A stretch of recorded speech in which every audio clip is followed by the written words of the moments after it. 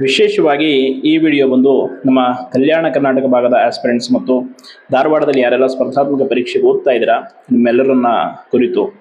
ನಿನ್ನೆ ಕೋರ್ಟ್ ವಿಷಯದಲ್ಲಿ ನೋಡಿದಿರಾ, again advocate general ಅವರು ಗೈರು ಹಾಜರಾಗಿ ಕೇಸನ್ನು ಮತ್ತೆ ಮುಂದಕ್ಕೆ ಹಾಕ್ಸಿದ್ದಾರೆ. ಸೊ ನಿಮ್ಗೆ ಗೊತ್ತಿದೆ, ಈಗ ಮತ್ತೆ ನಾವು ಕಾಯಲೇಬೇಕು, ಬೇರೆ ಅವಕಾಶ ಇಲ್ಲ ಏಪ್ರಿಲ್ ಮೇ ಜೂನ್ವರೆಗೂ. ಸೊ ಇದೇ ರೀತಿ ಆದರೆ ಹೆಂಗೆ ಅನ್ನುವಂಥದ್ದು ಒಂದು ಕಡೆ ಪ್ರಶ್ನೆ. ಇನ್ನೊಂದು ಕಡೆ ಹೇಳ್ತೀನಿ ನೋಡಿ, ದಯವಿಟ್ಟು ನಾನು ಪದೇ ಪದೇ ಹೇಳ್ತಾ ಇದ್ದೀನಿ, ಈ ಸರ್ಕಾರ, ಒಳ ಮೀಸಲಾತಿ, ಎಲ್ಲದರ ವಿಚಾರಗಳ ನಡುವೆ ತುಂಬ ಬೇಸತ್ತು ಹೋಗಿದ್ದೀರಾ. ಹೋರಾಟ ಮಾಡೋಣ, ರೇಟ್ ಫಿಕ್ಸ್ ಮಾಡಿ ಎಲ್ಲವೂ ಕೂಡ ಹೇಳ್ತಾ ಇದ್ದೀರಾ, ಅದರಲ್ಲೇನು ತಪ್ಪಿಲ್ಲ. ಬಟ್ ಆದರೆ ಸರ್ಕಾರಕ್ಕೆ ಸರಿಯಾದ ರೀತಿಯಲ್ಲಿ ಯಾವುದೂ ಕೂಡ ರೀಚ್ ಆಗ್ತಾ ಇಲ್ಲ ಅನ್ನೋದಕ್ಕಿಂತ ಆದರೂ ಕೂಡ ಅವ್ರು ಸ್ಪಂದಿಸ್ತಾ ಇಲ್ಲ. ಸೊ ದಯವಿಟ್ಟು ಯಾರಿಗೆ ಈಗ ಆಲ್ರೆಡಿ ಏಜ್ ಆಗಿದೆ, 30+ ಇದೆ, ಸೊ ಅಂಥವ್ರು ಯಾವುದಾದ್ರೂ ಒಂದು ಉದ್ಯೋಗಗಳನ್ನು ನೋಡ್ಕೊಳ್ಳಿ. ದಯವಿಟ್ಟು ಏನಾದರೂ ಒಂದು ದಾರಿಯನ್ನು ಮಾಡ್ಕೊಳ್ಳಿ. ಇಲ್ಲ ನಾವು 25, 26 ಈ ಥರ ಇದ್ದೀವಿ, ಇನ್ನೂ ಟೈಮ್ ಇದೆ ಅಂದರೆ ದಯವಿಟ್ಟು ಓದಿ. ಅದನ್ನು ಬಿಟ್ಟು ಬೇರೆ ವಿಷಯಗಳ ಕಡೆ ಹೆಚ್ಚು ಅನ್ಯ ವಿಚಾರದ ಕಡೆ ತಲೆ ಕೆಡಿಸ್ಕೊಂಡು ಫ್ರಸ್ಟ್ರೇಷನ್ ಆಗುವಂಥದ್ದನ್ನು ಬಿಡಿ. ಆ್ಯಂಡ್ ಈಗಾಗಲೇ ಹಲವಾರು ಅಮಾಯಕ ಜೀವಗಳು ಬಲಿಯಾಗಿಬಿಟ್ಟಿದೆ ಈ ಒಂದು ಒತ್ತಡದಿಂದಾಗಿ. ಸೊ ದಯವಿಟ್ಟು ಯಾರೂ ಕೂಡ ಹೆಚ್ಚಿನ ಒತ್ತಡಗಳನ್ನು ತೆಗೆದುಕೊಳ್ಳೋಕೆ ಹೋಗಬೇಡಿ. ಆ್ಯಂಡ್ ಇನ್ನೊಂದು, ಧಾರವಾಡದ ಜೀವನಕ್ಕೂ ಬೆಂಗಳೂರಿನ ಜೀವನಕ್ಕೂ ತುಂಬ ವ್ಯತ್ಯಾಸ ಇದೆ ಆಯಿತಾ. ನಾನು ಧಾರವಾಡದಲ್ಲಿ 2 ವರ್ಷ PUC ಕರ್ನಾಟಕ ಕಾಲೇಜಿನಲ್ಲಿ ಓದಿ ಬಂದಂಥವನು. ಅಲ್ಲಿನ ವ್ಯವಸ್ಥೆ ಹೆಂಗಿರುತ್ತೆ, ಊಟಕ್ಕೆ ಎಷ್ಟು ಕಷ್ಟ ಆಗುತ್ತೆ, ಹಾಸ್ಟೆಲ್ ಊಟ ಇಲ್ಲದೆ ಇದ್ದಾಗ ಹೋಗಿ ಉಳಿವಿ ಚನ್ನಬಸವೇಶ್ವರ ಗುಡಿಯಲ್ಲಿ ಮದುವೆ ಇದ್ದಾಗ ಅಲ್ಲಿ ನಿಂತ್ಕೊಂಡು ಊಟ ಮಾಡಿದಂಥದ್ದು, ಅದು ಚರ್ಚ್ಗಳಿಗೆ ಹೋಗುವಂಥದ್ದು, ಮಸೀದಿಗಳಿಗೂ ಊಟ ಮಾಡೋದು, ಎಲ್ಲವೂ ಕೂಡ ನಾವು ಮಾಡಿದ್ದೀವಿ. ತುಂಬ ಕಷ್ಟ ಆಗುತ್ತೆ. ಇನ್ನು ಕಾಂಪಿಟೇಟಿವ್ ಓದಕ್ಕೆ ಹೋದಾಗಂತೂ ಹೇಳ್ತಿರೋದು ಅದು ಕಷ್ಟ. ನಮ್ಮ ರೂಮಲ್ಲೇ ಒಬ್ಬರು PG ಮಾಡಿದಾಗ ಸೆಕೆಂಡ್ ಇಯರಲ್ಲಿ ಸಿಂಧನೂರಿನ HK ನಮ್ಮ ಭಾಗದ ಆಸ್ಪಿರೆಂಟ್ಸ್ ಇದ್ದರು, ಬೀರಪ್ಪಣ್ಣ ಅಂತೇಳಿ. ಅವರು ಕಾಲಿಗೆ ಚಪ್ಪಲಿನೇ ಆಗ್ತಾಯಿಲ್ಲ, ಬರಿಗಾಲಲ್ಲೇ ಫ್ರೀ ಕೋಚಿಂಗ್ ಸೆಲೆಕ್ಟ್ ಆಗಿದ್ರು. ಸೊ ಅದಕ್ಕೋಸ್ಕರ ಮನೆಯಿಂದ ಬಂದಿದ್ರು. ಅವರಿಗೆ PG ಕಟ್ಟೋದು ದುಡ್ಡು ಕೂಡ ಇರ್ತಾಯಿಲ್ಲ. ಪ್ರತಿ ತಿಂಗಳು ಅವ್ರ ಸ್ನೇಹಿತರು ಯಾರೋ ಒಬ್ರು ಆಗ್ತಾಯಿದ್ರು, ಹಾಗೆ ಹೀಗೆ ಮ್ಯಾನೇಜ್ ಮಾಡ್ಕೊಂಡು ಯಾವಾಗ ಕೋಚಿಂಗ್ ಮುಗಿಸ್ಕೊಂಡು ಹೋಗ್ತೀನಿ ಅನ್ನೋ ಸ್ಥಿತಿಯಲ್ಲಿದ್ದರು. ಸೊ ಅಂಥವ್ರು ತುಂಬ ಜನ ಇವತ್ತು ಕೂಡ ಇದ್ದಾರೆ. ದಯವಿಟ್ಟು ನೀವು ನಿಮ್ಮ ಕುಟುಂಬದ ಕಡೆ ನಿಮ್ಮ ಸಮಸ್ಯೆಗಳನ್ನು ಹೆಂಗೆ ಪರಿಹರಿಸ್ಕೊಳ್ಬೋದು, ಏನು ಮಾಡ್ಬೋದು ಅನ್ನೋದು ಯೋಚಿಸಿ. ಆಗಿಲ್ಲ ಅಂದರೆ ಈ ಬೆಂಗಳೂರು ಅಂತಲ್ಲಿ ಬಂದು ಏನಾದರೂ ಒಂದು ಕೆಲಸ ಮಾಡ್ಕೊಂಡು ಸದ್ಯಕ್ಕೆ ಸ್ವಲ್ಪ ದುಡಿದು ಆರ್ಥಿಕವಾಗಿ ಸ್ವಲ್ಪ ತಕ್ಕ ಮಟ್ಟಿಗೆ ರಿಲೀಫ್ ಮಾಡ್ಕೊಂಡು ಏನಾದರೂ ಮಾಡಿ. ದಯವಿಟ್ಟು ಈ ವ್ಯವಸ್ಥೆ ತುಂಬ ಕಠೋರವಾಗಿದೆ ಆಯಿತಾ. ಯಾರನ್ನ ಕೂಡ ನೀವು ಈಸಿಯಾಗಿ ಬಿಲೀವ್ ಮಾಡೋ ಹಾಗಿಲ್ಲ. ನನ್ನನ್ನು ಸೇರಿಸಿ ಯಾರು ನಿಮಗೆ ನಾವು ಅದು ಮಾಡ್ತೀವಿ ಇದು ಮಾಡ್ತೀವಿ ಅಂಗೈಯಲ್ಲಿ ಆಕಾಶ ತೋರಿಸೋ ಜನ ತುಂಬ ಇದ್ದಾರೆ ಆಯಿತಾ. ಈಗ ನಮ್ಮ ಬಗ್ಗೆನೇ ಹೇಳ್ತಾರೆ, ನಿಮ್ಮ ಬಗ್ಗೆ ಹೇಳ್ತಾರೆ, ಬೇರೆಯವ್ರ ಬಗ್ಗೆ, ಎಲ್ಲರ ಬಗ್ಗೆ ಸಮಾಜದಲ್ಲಿ ಟೀಕೆ ಟಿಪ್ಪಣಿಗಳಿಗೆ ಏನು ಕಡಿಮೆ ಇಲ್ಲ. ದಯವಿಟ್ಟು ನಿಮ್ಮ ಒಂದು ಅಮೂಲ್ಯವಾದ ಸಮಯ, ಆ ಒಂದು ಎನರ್ಜಿಯನ್ನು ಸರಿಯಾದ ರೀತಿ ಯುಟಿಲೈಸ್ ಮಾಡ್ಕೊಂಡು ಏನಾದರೂ ಒಂದು ಮಾಡ್ಕೊಳ್ಳಿ. ಖಂಡಿತವಾಗಿ ಹೇಳ್ತೀನಲ್ಲ, ಈಗ 50,000 ನೋಟಿಫಿಕೇಶನ್ ಆದರೆ 50,000 ಜನಕ್ಕೆ ಹುದ್ದೆ ಸಿಗುತ್ತೆ. ಇನ್ನು ಅಲ್ಲಿ 5 ಲಕ್ಷ ಜನ ಕಾಂಪಿಟೇಷನ್ ಮಾಡಿದ್ರೆ 4.5 ಲಕ್ಷ ಜನ ನಿರುದ್ಯೋಗಿಗಳಾಗಿ ಉಳಿತಾರೆ. ಅವರು ಮತ್ತೆ ಇನ್ನೊಂದು ನೋಟಿಫಿಕೇಶನ್ ಕಾಯ್ಬೇಕು. ಹಿಂಗೆ ಏಜು ನೆಕ್ಸ್ಟ್ ಆಗುತ್ತೆ, ಮುಂದೆ ಆಗುತ್ತೆ ಅಂದ್ಕೊಳ್ತೆಲ್ಲ ಹೋಗ್ತಾ ಇರ್ತೀವಿ ನಾವು. ಸೊ ದಯವಿಟ್ಟು ಆ ಒಂದು ಪ್ಲಾನ್ B ಕಡೆ ಕೂಡ ತುಂಬ ಯೋಚಿಸಿ. ಸಮಯ ಕಳೆದಂಗೆಲ್ಲ ಯಾರೂ ಗೌರವ ಕೊಡಲ್ಲ. ನಮ್ಮ HK ಭಾಗದಲ್ಲಂತೂ ಹೇಳ್ತೀನಲ್ಲ, ಕಲ್ಯಾಣ ಕರ್ನಾಟಕ ಭಾಗದಲ್ಲಿ ಎಷ್ಟು ಕಷ್ಟ ಇದೆ ಅಂದರೆ, ಊಟಕ್ಕಿದ್ರೆ ಬಟ್ಟೆಗಿಲ್ಲ, ಬಟ್ಟೆಗಿದ್ರೆ ಊಟಕ್ಕಿಲ್ಲ. ಎಷ್ಟೋ ಜನ ತಂದೆ ತಾಯಿಯನ್ನು ಕಳ್ಕೊಂಡು ಮಕ್ಕಳಿದ್ದಾರೆ. ಶಾಲೆಗಳಲ್ಲಿ ನಮ್ಮ ಎಜುಕೇಷನ್ ಲೆವೆಲ್ ಹೆಂಗಿದೆ ಅಂದರೆ ಇವತ್ತು ಅನುಭವಿಸ್ತಾ ಇದೀವಲ್ಲ ನಾವು ಪರಿಸ್ಥಿತಿ. ಈ ಕಡೆ ಕನ್ನಡನೂ ಇಲ್ಲ ಪೂರ್ತಿ, ಈ ಕಡೆ ಇಂಗ್ಲೀಷು ಇಲ್ಲ ಅನ್ನೋಂಗೆ ಅರ್ಧಂಬರ್ಧ ಇಂಗ್ಲೀಷ್ ಕಲ್ತ್ಕೊಂಡು ಅರ್ಧಂಬರ್ಧ ಭಾಷೆಗಳು ಕಲ್ತ್ಕೊಂಡು ಈ ಕಡೆ ಕೇಂದ್ರ ಸರ್ಕಾರದ ಪರೀಕ್ಷೆಗಳು ಓದೋಕ್ಕಾಗದೆ ನಮ್ಮ ಎಜುಕೇಷನ್ ಲೆವೆಲ್ ಹಂಗಿದೆ. ಒಬ್ಬ ಶಿಕ್ಷಕನೇ 5 ತರಗತಿಗಳಿಗೆ ಪಾಠ ಮಾಡ್ತಾ ಇದ್ದ. ಸೊ ಅದನ್ನೇ ನಾವು ಓದ್ಕೊಂಡು ಬಂದ್ವಿ. ಸ್ವಾತಂತ್ರ್ಯ ಬಂದಮೇಲೆ 1 ವರ್ಷ ತಡವಾಗಿ ಸ್ವಾತಂತ್ರ್ಯ ಸಿಕ್ತು. ಇವತ್ತಿಗೂ ಯಾವುದೋ ಒಳ್ಳೆ ಫ್ಯಾಕ್ಟ್ರೀಸ್ ಇಲ್ಲ, ಕಂಪ್ನಿಗಳಿಲ್ಲ. ದುಡಿಬೇಕು ಅಂದರೆ ಬೆಂಗಳೂರಿಗೆ ಬರಬೇಕು. ಯಾದಗಿರಿ, ಗುಲ್ಬರ್ಗ ಟ್ರೈನ್ಗಳು ನೋಡಿದ್ರೆ ಗೊತ್ತಾಗ್ಬಿಡುತ್ತೆ ನಿಮ್ಗೆ ಹೆಂಗಿದೆ ನಮ್ಮ ಕಡೆ ಸ್ಥಿತಿ ಅಂತ.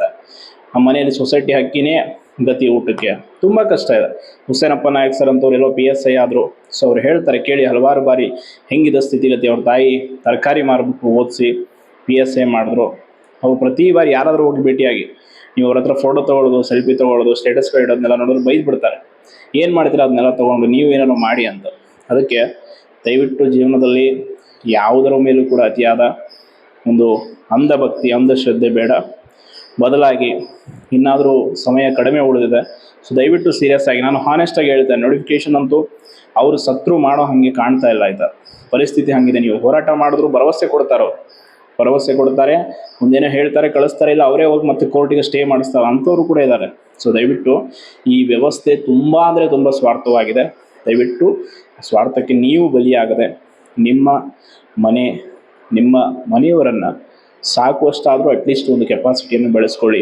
ಅದು ಅಡಿಕ್ಷನ್ ಆಗಿಬಿಟ್ಟಿರುತ್ತೆ ಈ ಕಾಂಪಿಟೇಟಿವ್ ಫೀಲ್ಡ್. ಹೆಂಗೆ ಅಂದರೆ ನಾನು ಧಾರವಾಡದಲ್ಲಿದ್ದಾಗ ನೋಡಿರುವಂಥದ್ದು, 1 ವರ್ಷ 2 ವರ್ಷ ಓದಿದ ಮೇಲೆ ಒಂದು ಆರಾಮ್ ಜೀವನ, ಓದ್ತೀವಿ, ಲೈಬ್ರರಿಗೆ ಹೋಗಿ ಕೂತ್ಕೊಳ್ತೀವಿ, ಬರ್ತೀವಿ ಅನ್ನೋ ರೀತಿ ಆಗ್ಬಿಟ್ಟಿರುತ್ತೆ. ನೆಕ್ಸ್ಟ್ ಆಗುತ್ತೆ, ನೆಕ್ಸ್ಟ್ ಆಗುತ್ತೆ ಅನ್ನೋ ಒಂದು ಭರವಸೆಯಲ್ಲೇ ಉಳ್ಕೊಂಡ್ಬಿಡ್ತೀವಿ ಹೊರತು ನಿಮಗೆ ಸಾಕು ಅನ್ನೋ ಮೈಂಡ್ಸೆಟ್ ಬರಲ್ಲ. ಅದರಿಂದನೇ ಎಷ್ಟೋ ಜನ 32-33 ವರ್ಷ ಆದರೂ ಇನ್ನೂ ಓದ್ತಾನೆ ಕೂತಿರ್ತಾರೆ. ದಯವಿಟ್ಟು ಅದೊಂದು ತಪ್ಪು ಅಂತಲ್ಲ, ಬಟ್ ಆದರೆ ಏನೂ ಮಾಡದೆ ನಾವು ಸುಮ್ಮನೆ ಹಂಗೆ ಉಳ್ಕೊಂಡ್ಬಿಡ್ತೀವಿ ಅಂದರೆ ಸಮಾಜ ನಮ್ಮನ್ನು ಯಾವತ್ತೂ ಬೆಲೆ ಕೊಡಲ್ಲ. ಆ್ಯಂಡ್ ಸುಮ್ಮನೆ ಏನೋ ಆಗುತ್ತೆ, ಈಗ 50,000 ನೋಟಿಫಿಕೇಶನ್ ಆದರೆ 50,000 ಜನಕ್ಕೆ ಹುದ್ದೆ ಸಿಗುತ್ತೆ, ಇನ್ನು ಉಳಿದವರು ಮತ್ತೆ ಏನೋ ಮಾಡಬೇಕಾಗುತ್ತೆ. ಸೊ ಅದಕ್ಕೆ ದಯವಿಟ್ಟು ಅದರ ಕಡೆ ಗಮನ ಕೊಡಿ. ಈ ವ್ಯವಸ್ಥೆಯಲ್ಲಿ ಹೆಂಗಿದೆ ಬದುಕು ಅಂದರೆ ನಿಮ್ಮ ಹತ್ರ ನಯಾ ಪೈಸಾ ಇಲ್ಲ ಅಂದರೆ ಯಾರೂ ಬೆಲೆ ಕೊಡಲ್ಲ. ಆ್ಯಂಡ್ ನಮ್ಮ ಕಲ್ಯಾಣ ಕರ್ನಾಟಕ ಭಾಗದಲ್ಲಿ ಹೇಳ್ತೀನಲ್ಲ, ಏನಾದರೂ ಮಾಡಿ ಕೃಷಿ ಜಮೀನಿದೆ ಬಿಡಪ್ಪ ಆರಾಮಾಗಿ ಬದುಕ್ಬಿಡೋಣ ಅಂದರೆ ನಮ್ಮ ಜಮೀನುಗಳಿಗೆ ಸರಿಯಾದ ನೀರಿನ ವ್ಯವಸ್ಥೆ ಇಲ್ಲ, ಒಣ ಬೇಸಾಯ. ಈಗ ನೋಡಿ, ಈ ಬಾರಿ ಒಂದೇ ಬೆಳೆ ಭತ್ತ, ಎರಡನೇ ಬೆಳೆಗೆ ನೀರಿಲ್ಲ, ಡ್ಯಾಮಲ್ಲಿ ಏನೋ ಮಾಡಿ ಕನ್ಸ್ಟ್ರಕ್ಷನ್ ಅಂತೇಳಿ ಯಾವುದೋ ಪ್ರಾಜೆಕ್ಟ್ ಅಂತ ದುಡ್ಡು ಹೊಡೋದು ಸುಮ್ಮನೆ ಕೂತಿದ್ದಾರೆ. ನಮ್ಮ ರಾಜಕಾರಣಿಗಳು ಹಾಗೆ ಇದ್ದಾರೆ. ಊರುಗಳಿಗೆ ಚೆನ್ನಾಗಿರೋ ರಸ್ತೆ ಇಲ್ಲ. ನಮ್ಮ ತಂದೆ ತಾಯಿ ನೋಡಿದ್ರೆ ಕೂಲಿ ಮಾಡಿಕೊಂಡು ಊರಲ್ಲಿ ಎಷ್ಟೋ ಜನರು ತಂದೆ ತಾಯಿ ಇವತ್ತು ಬೇರೆಯವ್ರ ಹೊಲಕ್ಕೆ ಹತ್ತಿ ಬಿಡ್ಸೋಕ್ಕೆ, ಮೆಣಸಿನ್ಕಾಯಿ ಹರಿಯೋ ಕೆಲಸಗಳಿಗೆಲ್ಲ ಹೋಗ್ತಾರೆ. ಸೊ ಎಷ್ಟು ಕಷ್ಟ ಇದೆ ಅಂದರೆ ನಮ್ಮ ಜೀವನಕ್ಕೂ ಈ ಬೆಂಗಳೂರು ಅಥವಾ ಈ ಕಡೆ ದಕ್ಷಿಣ ಕರ್ನಾಟಕದ ಭಾಗದ ಜೀವನಕ್ಕೂ ತುಂಬ ವ್ಯತ್ಯಾಸ ಇದೆ. ನಾವು ಈ ಲೆವೆಲ್ಗೆ ರೀಚ್ ಆಗಬೇಕಂದ್ರೆ ಇನ್ನೂ 10-20 ವರ್ಷ ಬೇಕು. ಸೊ ಅದಕ್ಕೆ ನೀವು ಏನೋ ಕಷ್ಟಪಟ್ಟು ಬಂದಿರ್ತೀರ, ಧಾರವಾಡದಲ್ಲಿ 1 ವರ್ಷ ಓದಿ, ಖಂಡಿತವಾಗಿ ಆಗಿಲ್ಲ ಅಂದರೆ ಒಂದು ಕೆಲಸ ಮಾಡ್ತಾ ಏನೋ ಮಾಡಿ. ತುಂಬ ತಿಳಿದವ್ರಿಗೆ ಹೆಚ್ಚು ಹೇಳೋ ಅವಶ್ಯಕತೆ ಇಲ್ಲ. ಬಟ್ ಯಾರಾದರೂ ಕೆಲವರು ತುಂಬ ಅತಿಯಾಗಿ ನಂಬಿರ್ತಾರೆ ನೋಡಿ, ಯಾರ ಮಾತನ್ನು ಅಮರ ಹೇಳ್ತಾರೆ, ಹಂಗಾಗ್ಬಿಡುತ್ತೆ, ಹಿಂಗಾಗ್ಬಿಡುತ್ತೆ, ನಾಳೆ ಹಿಂಗೆ ಮಾಡ್ತಾರೆ, ನಾಡಿದ್ದು ಹಿಂಗೆ ಮಾಡ್ತಾರೆ. ಯಾರೂ ಮಾಡಲ್ಲ ಹಂಗೆ, ಆಯಿತಾ? ಹಂಗೆ ಮಾಡೋ ಆಗಿದ್ರೆ ನಾವು ಹೇಳ್ದಂಗೆ ಆಗೋಗಿದ್ರೆ ಅಷ್ಟೊತ್ತಿಗೆ ಎಷ್ಟೋ ಬದಲಾವಣೆಗಳನ್ನು ಮಾಡ್ಬೋದಾಗಿತ್ತು. ಬೀದಿಗಿಳಿದು ಹಂಗೆ ಮಾಡಿ ಹಿಂಗೆ ಮಾಡಿ ಏನು ಮಾಡೋಣ? ಬೀದಿಗಿಳಿದು ಎಷ್ಟು ಬೀದಿಗಿಳಿದ್ರು ಎಲ್ಲರೂ ಇಳಿದ್ರು. ಪಾಪ ಎಷ್ಟೋ ಜನ ತಮ್ಮ ಒಂದು ಲೈಫ್ಗೆ ರಿಸ್ಕ್ ಅನ್ನೋ ರೀತಿ ಮನೆ ಬ್ಯಾರಿಕೇಡ್ಗಳನ್ನ ಮುರಿದು ಜುಬ್ಲಿ ಸರ್ಕಲ್ಗೆ ಬಂದು ಎಷ್ಟೋ ಎಫರ್ಟ್ ಮಾಡಿದ್ರಿ. ಆ ಎಫರ್ಟ್ಗೆ ನಿಜವಾಗ್ಲೂ ಬೆಲೆ ಕೊಡಬೇಕಾಗಿತ್ತು ಸರ್ಕಾರ, ಬಟ್ ಕೊಡ್ತಾ ಇಲ್ಲ. ದಯವಿಟ್ಟು ಹೇಳ್ತೀನಿ, ಮತ್ತೊಮ್ಮೆ ಮಗದೊಮ್ಮೆ ನಮ್ಮ ಉತ್ತರ ಕರ್ನಾಟಕ, ಎಸ್ಪೆಷಲಿ ರಾಯಚೂರು, ಗುಲ್ಬರ್ಗ, ಯಾದಗಿರಿ, ಬಳ್ಳಾರಿ, ಕೊಪ್ಪಳ, ಈ ಕಡೆ ಬೇರೆ ಬೇರೆ ಜಿಲ್ಲೆಗಳಿಗೆ ರೈತರ ಮಕ್ಕಳಿಗೆ ತುಂಬ ಕಷ್ಟ ಇದೆ. ಇವತ್ತು ಮದುವೆ ಆಗೋಕ್ಕೆ ಹೆಣ್ಣು ಸಿಗ್ತಲ್ಲ. ಎಷ್ಟೋ ಜನ ನಮ್ಮ ಅಣ್ಣಂದಿರಾಗಿರ್ಬೋದು, ಊರಲ್ಲಿ ಏನೋ ಜಮೀನು ಮಾಡ್ಕೊಂಡು ಕೃಷಿ ಮಾಡ್ಕೊಂಡು ಇದ್ದವ್ರಿಗೂ ಕೂಡ ಎಷ್ಟೋ ಕಷ್ಟ ಆಗ್ತಾ ಇದೆ. ನೌಕರಿ PC ಇದ್ರೂ ಕೂಡ ಜಮೀನು ಇದೆಯಾ, ಮನೆ ಇದೆಯಾ ಅಂತ ಕೇಳ್ತಾರೆ. ಸೊ ದಯವಿಟ್ಟು ತುಂಬ ಕಷ್ಟ ಇದೆ. ಈ ಕಷ್ಟದ ನಡುವೆ ಸಮಯವನ್ನು ಕಳ್ಕೊಬೇಡಿ. ಯಾಕಂದರೆ ಇವತ್ತು ಏಜು ಹೋಗಿದ್ದನ್ನ ಮತ್ತೆ ಗಳಿಸ್ಕೊಳ್ಳೋಕ್ಕಾಗಲ್ಲ, ಸಮಯ ಗಳಿಸ್ಕೊಳ್ಳೋಕ್ಕಾಗಲ್ಲ. ಸರ್ಕಾರದ ಮೇಲೆ ನಂಬಿಕೆ ಇರಬೇಕು ನಿಜ. ಪೂರ್ತಿ ಅತಿಯಾದ ಅಂಧವಾದ ಮೀನ್ಸ್ ಏನು ಅಂಧಶ್ರದ್ಧೆ ಅನ್ನೋಂಥಲ್ಲ, ಆ ರೀತಿಯಾಗಿ ಕಂಪ್ಲೀಟ್ ಕಣ್ಣು ಮುಚ್ಕೊಂಡು ನಾವು ನಂಬ್ತೀವಿ ಅನ್ನುವಂಥದ್ದು ಬೇಡ. ದಯವಿಟ್ಟು ಶ್ರಮ ಪಡಿ. ಒಳ್ಳೆಯದಾಗಲಿ. ಧನ್ಯವಾದ.